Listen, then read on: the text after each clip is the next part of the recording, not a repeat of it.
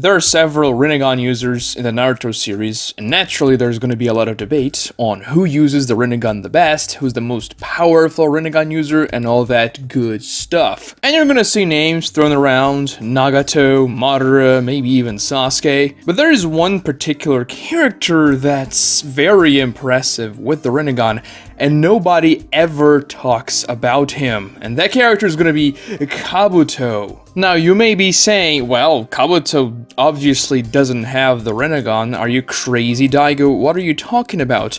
And I'll say, technically he doesn't have it, but he has access to the Rinnegan with his Edo Tensei. You see, usually the Edo Tensei bodies are just programmed to react to anything that's thrown against them and fight in a quote-unquote default way so that they can counter as many opponents they meet as possible. Naturally, the same thing applies to Nagato when he had the Rinnegan in the One Arc. He was an Edo Tensei and he was reacting to Naruto and Bee. We see this very clearly in the beginning of the Itachi and Nagato versus Naruto and Bee fight, when Nagato uses Bancho Tenning and pulls Naruto towards him and tosses a rock against Naruto, forcing him to dodge, and Nagato says, "Oh, I don't have control over my body, I'm just doing stuff I don't want to do," which is the nature of the Edo Tensei when it's on quote-unquote default. The same thing happens when Bee tosses a sword at Itachi, who's about to use a Materasu, but Nagato uses Shinra Tensei to block the sword, and the sword doesn't hit Itachi, and that was completely against Nagato's will. And the thing is, when the Edo Tenseis are on default mode, they essentially have access to their knowledge and abilities from their lives. It's just that they don't really control what they're doing,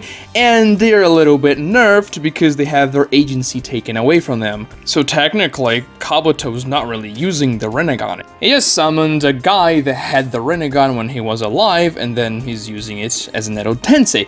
And that would be true if Kabuto didn't take complete control over Nagato's body in that very same fight. You see, Kabuto has the option to completely override the Edo Tensei's instincts and control their bodies with 100% accuracy. Kabuto can only do that for one Edo Tensei at a time, but whenever he chooses to do that with an Edo Tensei, it's going to be very useful for him if he wants to do something specific. And this is what Kabuto does in the fight between Nagato, Naruto, and Bee.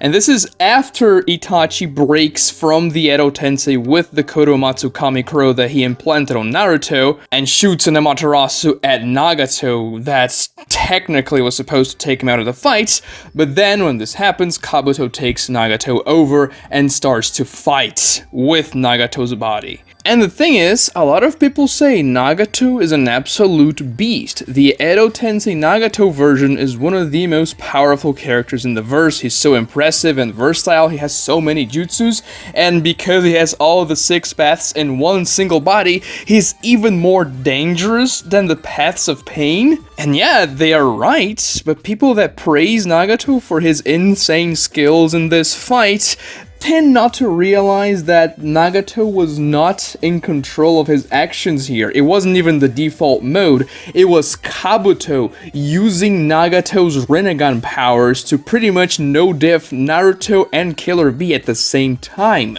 Now, technically, the eyes are not in Kabuto's sockets, but he shows an absurd amount of knowledge about the Rinnegan ability, so much so that, as I said before, he was doing very well in this fight. He uses all 6 paths of pain in a very short time span. Kabuto has complete control over Nagato for about 20 pages or so, and he uses every single ability Nagato had access to except for Rinnegan Tensei and summoning the Geromazo, and he couldn't even do those abilities with an Edo because you need an actual Rinnegan and not just an Edo copy. And it's not as though Kabuto was just spamming whatever Rinnegan abilities he felt like with Nagato's Edo Tensei. He had a plan and he knew what he was doing. So let's go over what Kabuto did and why it was so impressive. So first, Nagato's body is burning with the Amaterasu dark flames that Itachi used against him after he broke out of Edo Tensei. Nagato then uses Shinra Tensei, aka Almighty Push, to get rid of the dark flames.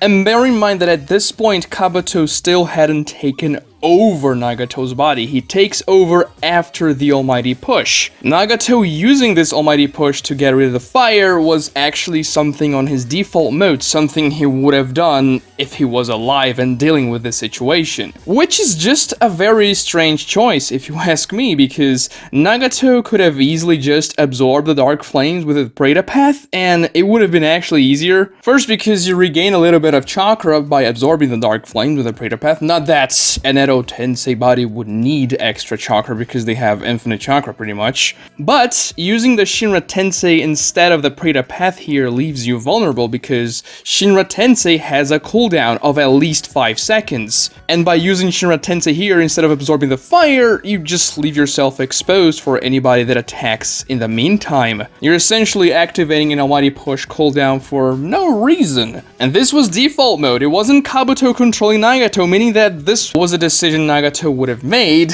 So much for the best and most experienced Rinnegan user doesn't even know he has a cooldown to deal with. I'm kidding. But I'm just pointing out here, Nagato is not exactly the most intelligent guy ever, and when Kabuto takes over, things improve dramatically for him. Sure, the Amaterasu dealt some damage, but after he expelled the flames with Shinra Tensei, the Edo Tensei body simply regenerated, as per usual. And after that is when Nagato takes over the body. You can clearly see when it happens because Nagato's Rinnegan eye turns from this brighter color to a much darker shade, indicating that the Edo Tensei body is under complete control of the caster, aka Kabuto in this situation. And the first thing he does with Nagato is pretty intelligent. He summons the chameleon to make himself invisible and to also grant Nagato some mobility, because bear in mind, Edo Tensei Nagato was a frail old man. When Nagato died, he used Rinne Tensei and he completely destroyed his body doing so. He couldn't even move properly. Nagato had to be carried by Itachi during the entire fight and also carried on the way to get to the fight. So he was using his summons to move, and Kabuto intelligently summoned the chameleon who can become invisible and also move Nagato. He catches Naruto and Bee off guard with the invisible chameleon and uses a very powerful Shinra Tensei against them that pushes Naruto and Bee and destroys a large section of the forest. Kabuto then uses Nagato's body to sneak behind Bee, who notices him, but this is all according to Kabuto's plan because he needs to regain Nagato's mobility and vitality. Bee uses his version 2 cloak and hits Nagato with a lariat, but Kabuto's plan was for him to do so, and he essentially goaded him into attacking with his Jinchuriki mantle so that he could use the Preta path to absorb the chakra,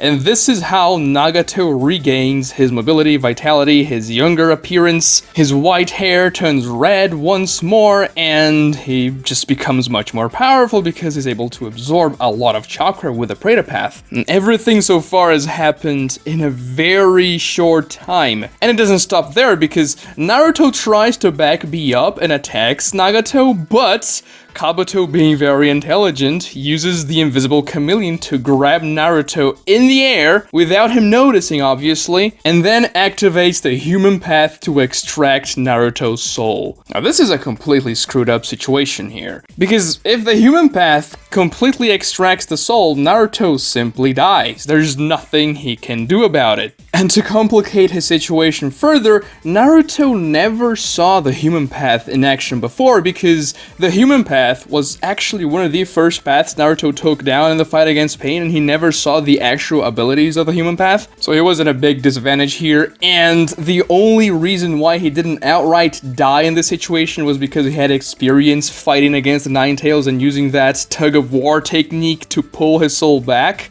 But even still, he was losing the tug-of-war, and he even tried to use a Rasengan, which was completely absorbed by the Preta path. So yeah, Kabuto knew how to combo all those abilities. He used Shinra Tensei to provoke that reaction, absorbed Bee's power to become younger with Nagato's body, used the human path to begin extracting Naruto's soul, and the Preta path at the same time to counter Naruto's Rasengan and completely deny him any chance of counterattack. And then Kabuto summons the King of Hell through Nagato's body, and he has a very interesting plan. He intends to extract the souls of Naruto and Bee with a human path and put them inside the King of Hell with their corpses so that he can revive him later with the Naraka path, and so Naruto and Bee, and therefore the 8 and 9 tails, will be Kabuto's, and he'll just pull one over Obito very well. Now, if you ask me, this is very complex. It's a plan that never really came to Obito's mind at all, and it's something that shows Nagato has an absolute mastery over the Rinnegan and knowledge about everything it can do. And as Nagato is extracting Naruto's soul, Bee tries to help out and attacks Nagato. However, Kabuto, knowing what to do, uses the shared field of view of the Chameleon Summon and also the King of Hell itself to see where Bee is coming from, and then activates the Asura path and completely stops a blitz attempt by Bee. Bee, a guy that's established to be very fast in the verse, and Kabuto very easily reacts to him using Nagato's body. He then uses the Asura path again and starts to create a cannon that's gonna shoot a laser beam on Bee's face, and Naruto's soul is almost completely extracted. You literally see Naruto's face in the soul with the whiskers and all, and he's about to die with Killer Bee. And it's at this moment that, well, they're completely screwed. Yes, Naruto was able to resist for a couple of seconds and use the tug of war to pull his soul back a little bit, but it was about to be extracted, and Bee was about to get a headshot from a laser beam, and in universe, it took Kabuto less than 30 seconds to solo Killer Bee and Naruto, the two strongest Jinchuriki of all time. If you put that into comparison, look at the fight between Bee Naruto versus Obito a little bit later in the war arc. Obito was using 6 Jinchuriki in the Edo Tensei version, and they all had a tail beast inside, and he wasn't able to do it so quickly. I mean, he was able to corner Naruto and Bee, and then Guy and Kakashi had to come in and save Naruto because he was about to be absorbed into the Kamui dimension, but it took Obito much longer to corner Naruto like that. And Kabuto didn't only corner Naruto, but he cornered Naruto and Bee, and he was about to kill both of them. They couldn't do anything because Kabuto knew the perfect counters for everything. Using the shared field of view to see for any threats, the human path to extract the soul, the Asura path to finish Bee off, the Preta path to absorb Naruto's Rasengan and counter his counterattack, the animal path to catch them off guard with the invisible chameleon, and the Naraka path to use the King of Hell so that he can bring them back later and get access to the tail beasts. It feels like Kabuto has had years of experience with the Rinnegan. And yes, whenever people talk about how impressive Edo Nagato is, they talk about this particular part of the fight where he stomps the two most powerful Jinchuriki of all time in less than 30 seconds, but for some reason people seem to forget it was Kabuto doing all that. Yeah, sure, I mean, Kabuto wasn't technically physically doing all that, but he was controlling Edo Tensei Nagato, and that was the reason why he was able to capture Bee and Naruto here, which he would have been able to do if not for that pesky Itachi Uchiha that comes in for the save. And yeah, Itachi manages to save them because he's absolutely cracked. He nails the eyes of the King of Hell and the Chameleon with kunai so that they don't have the shared field of view anymore to protect Nagato from behind, and then he used the Susanoo to rescue Naruto and Bee, who would have died. Kabuto then demonstrates even more knowledge about the Rinnegan when he casts Chibaku Tensei after Itachi joined the fight. And yeah, maybe Kabuto could have used something else to help with the Chibaku Tensei casting, because Itachi, Naruto, and Bee were able to shoot their attacks to destroy Chibaku Tensei pretty much unopposed. And then Itachi blitzed Nagato with the Totsuka Blade, which is definitely something that cannot be absorbed by the Preta Path, otherwise Nagato would have absorbed it. Now maybe you can argue that he could have used Shinra Tensei to block the Totsuka Blade, but I mean, Itachi is Itachi, he's really fast, and he's obviously way stronger than Naruto and Bee in this point of the story, because, I mean, if it wasn't for him, they would have died in the fight against Nagato, and and this Nagato is being controlled by Kabuto himself. But the display Kabuto shows using Nagato's body ever since he took over it until he gets Naruto and Bee on his grasp and is about to off them both is just insane. There hasn't ever been another situation, at least in Naruto Shippuden, where Naruto was so completely countered in every single turn. Every move Naruto tried against Nagato in this fight didn't work because Kabuto knew exactly what to do. And yeah, he may not be a real Rinnegan user, but he uses the Rinnegan like nobody else. I mean, people complain that Obito and Madara and even Sasuke don't use all the Rinnegan abilities that they could have. And this is true, and it's kind of a problem with the story, but in here, Kabuto uses all 6 paths in an amazing strategy to capture Naruto and Bee in less than 20 pages. This is what I imagine the optimal usage of the Rinnegan would be, so imagine if Madara and Sasuke used the Rinnegan like that, using all of the abilities in the most optimal way and combining those abilities with their other abilities like the Susanoo and their Sharingan jutsus. Because Nagato is pretty much a guy that has the Rinnegan. It was given to him when he was a little kid, and it's what essentially gives him all his powers. He doesn't have access to the other Sharingan abilities that Madara had before. He just has the 6 paths, and it makes him one of the strongest characters in the verse. So if Sasuke and Madara could use the Rinnegan abilities like that, they would be pretty much unstoppable. And let's be real here, they are nerfed so that